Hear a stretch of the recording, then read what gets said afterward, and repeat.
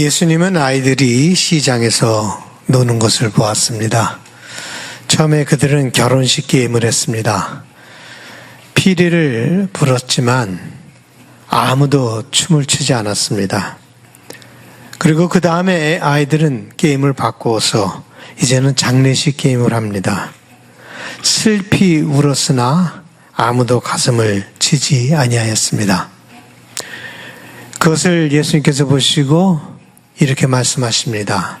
우리 세대가 바로 이와 같다라고 하셨습니다. 예수님은 종종 주위에 일어나는 사물들 아니면 사건들을 통해서 우리에게 진리를 가르쳐 주시죠. 공중의 새를 보고 들의 백합화를 보면서 하나님의 돌보심에 대해서 우리에게 가르쳐 주셨습니다. 이번에는 아이들이 노는 것을 보시면서 예수님께서 우리에게 진리를 가르쳐 주십니다. 예수님께서 보여주시는 그 진리가 무엇인지, 그 아이들을 보면서 또 이 세대를 보면서 예수님은 무엇을 보셨습니까? I don't care. 바로 이것을 보셨습니다. I don't care. 그게 우리 제너레이션, 우리 세대의 모습입니다. 무식함이나 무지함이 아니라 무관심. 사람들이 하나님께서 하시고자 하는 것에 대해서 관심이 하나도 없었습니다. 하나님께서 세례 요한을 우리에게 보내주셔서 이 잠자는 영혼을 깨우시기를 원하셨고, 죄로 신음하고 고통하는 그 사람들을 예수님을 보내셔서 구원하시기를 원하셨습니다. 그러나 사람들은 하나님이 하시고자 하는 것에 관심이 없었습니다. 요한이 말하려고 하는 것을 귀 기울여 들으려고 하기보다는 그를 미친 사람, 이상한 사람, 귀신 들린 사람이라고 그를 제껴놓았습니다. 요한은 광야에 살면서 메뚜기나 석청을 먹고 지냈죠. 또 패션 감각이 전혀 없었던 사람입니다. 카멜 낙타 털을 가지고 옷을 만들어 입었습니다. 그러니 그들은 그 세례 요한을 우습게 보았죠. 예수님께서 하시고자 하는 일을 이해하려고 하기보다는 예수님이 죄인들과 같이 먹고 마시니까 죄인들의 친구다라고 낙인을 찍어버리고, 그리고 음식을 탐하는 자, 그다음에 아주 우리 한국 성경에는 점잖게 포도주를 즐기는 사람이라 그랬는데 영어로 보면 그대로 나와요. 뭐라 그랬어요? drunkard, 술주정뱅이다 라고 얘기했습니다. 음식을 탐하고 술주정뱅이다 라고 낙인을 찍고 예수님의 말씀을 듣지 않았습니다. 하나님께서 하시고자 하는 일, 하나님은 그들을 사랑하셔서 예수를 보내고 세례 요한을 보내고 그렇게 그들에게 접근했지만 그들은 자기들의 잣대로 판단하며 비난하며 그들을 제껴놓았습니다. 자기가 제일 똑똑하고 제일 훌륭하고 제일 신앙이 좋고 그러기 때문에 다른 어떤 것도 듣지를 않는 그런 사람들이 되어버리고 말았습니다. 하나님께서는 계속해서 그들에게 다가갔지만 그들은 그들의 마음을 열기를 거부했습니다. 하나님도 제껴놓았습니다. 세례 요한도 제껴놓고 예수도 제껴놓고 하나님도 제껴놓았습니다. 이 제껴놓는다, 이것이 우리의 모습이에요. 제껴놓는다. 하나님을 찾으려고도 하지 않았습니다. 그 유대교에 이제 하스릭이라고 하는 그 작은 종파가 있습니다. 거기에 비유가 하나 있는데 어떤 랍비에게 손자가 있었습니다. 근데 하루는 그 손자가 울면서 할아버지에게 와서 그러는 거예요. 그랬더니 할아버지가 놀라서 왜 울어? What's wrong? 하고 물어보니까 그 아이가 대답하기를 우리가 숨바꼭질 게임을 했는데 내가 숨었는데 아무도 나를 찾지 않고 집에 가버렸습니다. 하고 울었습니다. 그랬더니 랍비가 울면서 손자에게 말합니다. 하나님께서 숨으셨는데 아무도 하나님을 찾으려고 하는 사람이 없었다라고 합니다. 그것이 바로 예수님의 세대와 같고 그것이 바로 우리 세대와 같습니다. 우리가 살고 있는 세대를 한마디로 얘기를 하면은 무감각한 세대. 무감각한 세대. 더 이상 하나님에 대해, 다른 사람들에 대해, 또한 진리에 대해 관심이 없습니다. 사람들은 단절된 세상에서 삶을 살아가고 있습니다. 단절된 세상에서 살아가면 그 현상이 무엇입니까? 나타나는 현상이 뭡니까? 단절된 세상에 나타나는 현상이 무엇입니까? 감정이 메마르는 거예요. 감정이 사라져버리는 거예요. 더 이상 느끼지를 못합니다. 느끼지 못하는 존재가 되어버렸습니다. 자신이 뭘 느끼고 있는지도 알지 못하고, 하물며 다른 사람들이 뭘 느끼는 거는 감히 상상도 할 수 없고, 하나님에 대해서도 무엇을 느끼는지 알 수 없습니다. 하나님은 어떻게 느낍니까? 이것이 아주 생소한 개념이에요. 하나님을 어떻게 느끼는가? 하나님에 대해서 알기는 아는데 하나님을 어떻게 느끼는가? 저는 하나님을 아는 것보다 하나님을 느끼는 것이 더 중요하다고 생각합니다. 머리로 하나님을 아는 것보다 하나님을 실제로 느끼는 것이 더 중요하다고 생각합니다. 그런데 하나님은 어떻게 느끼는가? 이것이 아주 생소한 개념이 되어버리고 말았습니다. 그런데 구약의 선지자들은요, 다 하나님을 느꼈어요. 그들은 말씀을 그냥 전했던 사람들이 아닙니다.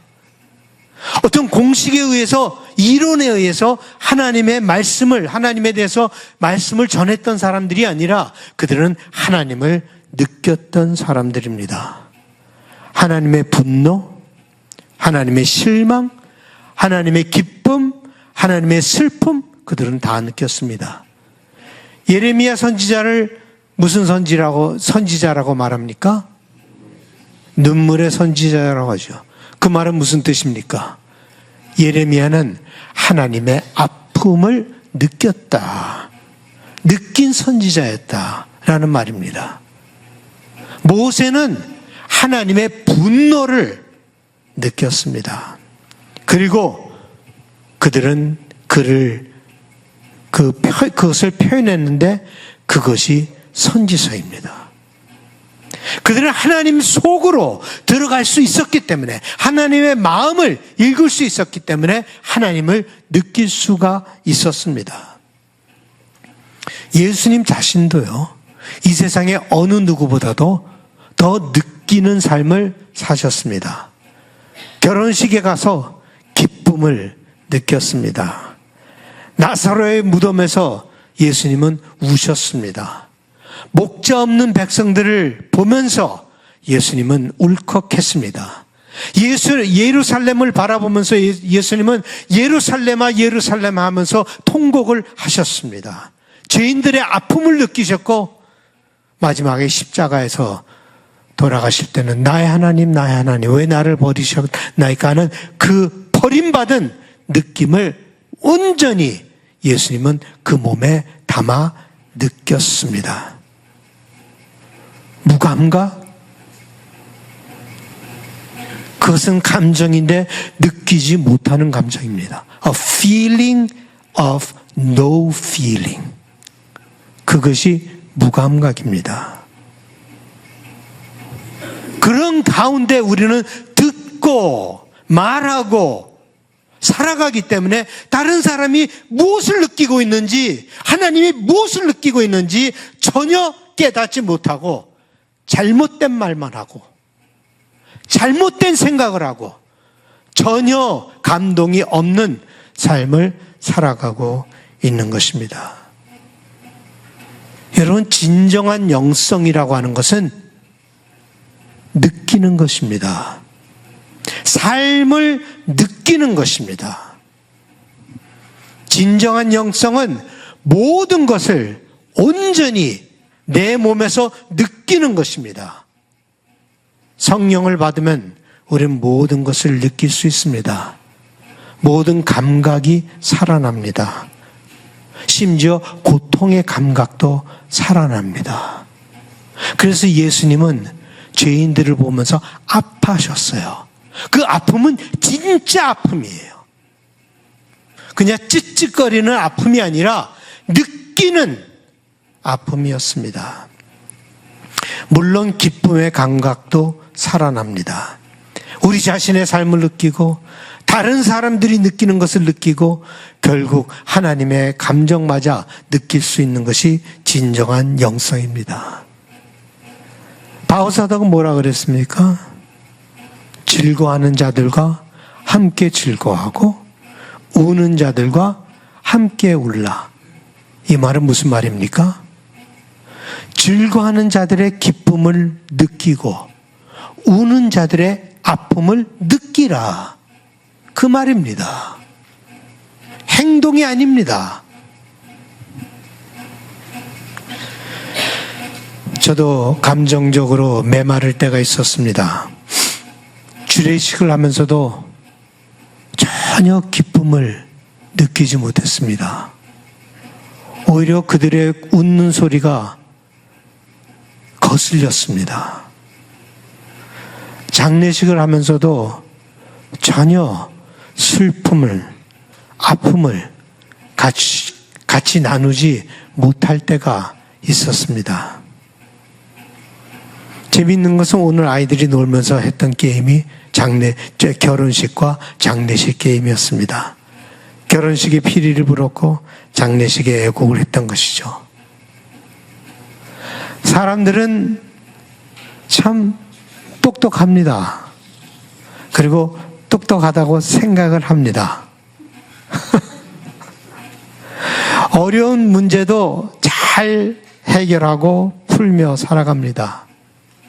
그런데요, 그 똑똑한 사람들이 느끼지를 못합니다. 느끼지 못하니까 깨닫지를 못하는 거죠. 정보에는 빠삭하나 연민의 정을 느끼는 데는 초보자입니다. 계산은 잘하는데 우는 것은 잊어버린 것 같습니다.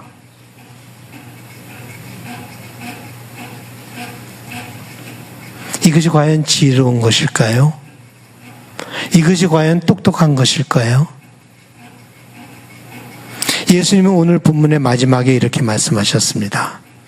지혜는 그 행한 일로 인하여 옳다함을 얻느니라. 이 말은 무슨 말인가 하면 지혜는 그 열매로 할 수 있다 라는 말씀입니다. 우리에게 진정한 지혜가 있다면은 다른 사람들이 느끼는 것을 깊이 느낄 수 있을 것입니다. 그래서 깊은 통찰력을 갖게 될 것입니다. 인생은 그저 문제를 해결하며 사는 것은 아닙니다. 인생은요, 순간순간 느끼며 살아가는 것입니다. 여러분의 삶은 느끼기 시작하면서 그 삶은 가짜의 삶이 아니라 진짜의 삶이 됩니다. 여러분의 기쁨은 진짜 기쁨이 될 것입니다. 여러분의 돌봄은 느낌이 있기 때문에 능력이 있을 것이고, 여러분의 돌봄을 받는 사람들은 그 돌봄의 귀함을 느끼게 되고 치유를 얻게 될 것입니다. 궁극적으로 여러분들은 하나님께서 느끼시는 것을 느끼실 수 있을 것입니다. 우리 자신의 감옥을 만들어 놓고 그 속에 우리 자신을 가두어 놓을 때가 너무나 많습니다. 아무에게도 문을 열어주지 않습니다. 더 이상 상처를 받기 원치 않은 것이죠. 아무도 상관하지 않는데 내가 왜 관심을 둬? Nobody cares about me. Why should I care? 나도 관심을 끄고 살아야지 하는 마음으로 살아갑니다. 나 자신이나 잘 돌보면 됐지. 근데 예수님께서 그렇게 살기를 원하실까요? 예수님은 우리가 그렇게 살기를 원치 않습니다. 그래서 우리에게 딱 한 가지 계명을 준 거예요. 그 강팍해진 마음, 강팍하게 만든 그 그 독을 해독하는 해독제와 같은 것이죠. 그것이 무엇입니까? 바로 이거예요. 내 마음을 다하고 목숨을 다하고 뜻을 다하여 주 너의 하나님을 사랑하라. 그리고 내 이웃을 내 자신같이 사랑하라. 이 계명은 둘이 아닙니다. 하나입니다. 사랑은 사람들과 인게이지하고 관계를 맺고 하나님과 관계를 맺고 살아가는 것입니다. 사람들이 느끼는 것을 느끼고 하나님이 느끼는 것을 느끼며 살아가는 것입니다. 가끔 이렇게 사람들하고 얘기하다 보면요, 이 사람이 전혀 내가 느끼는 걸 느끼지 못하고 있구나, 그런 때가 많지 않습니까? 저 사람은 내가 느끼는 걸 전혀 느끼지 못하고 있구나. 그러니까 하는 말이 빈말이 되어버려요. 그 사람들이 하는 행동이 빈 행동이 되어버려요. 힘이 없어요. 느끼세요. 여러분 자신을 느끼시고 다른 사람들을 느끼시고 하나님을 느끼시기 바랍니다. 이 세대는 I don't care 하고 살아가지만 우리 믿는 사람들은 그렇게 살아서는 안 됩니다. 여러분의 마음을 그리스도께 여십시오. 여러분의 마음을 여러분의 이웃에게 여십시오. 여러분의 마음을 인생 자체에 여십시오. 진정한 기쁨, 진정한 사랑, 이런 것들을 느낄 수 있게 될 것이고 하나님과 소통할 수 있게 될 것입니다. 여러분의 마음을 열 때 여러분의 삶이 살아납니다. 예수님께서 이렇게 말씀하셨습니다. 볼지어다 내가 문 밖에 서서 두드리노니 누구든지 내 음성을 듣고 문을 열면 내가 그에게로 들어가 그와 더불어 먹고 그는 나와 더불어 먹으리라. 문을 여시면 됩니다. 그리스도를 영접하십시오. 그리스도께서 여러분 안에 들어올 때 모든 것이 살아납니다. 죽은 삶을 사는 것이 아니라 살아있는 삶을 사시는 여러분들이 되시기 바랍니다. 찬양하시겠습니다.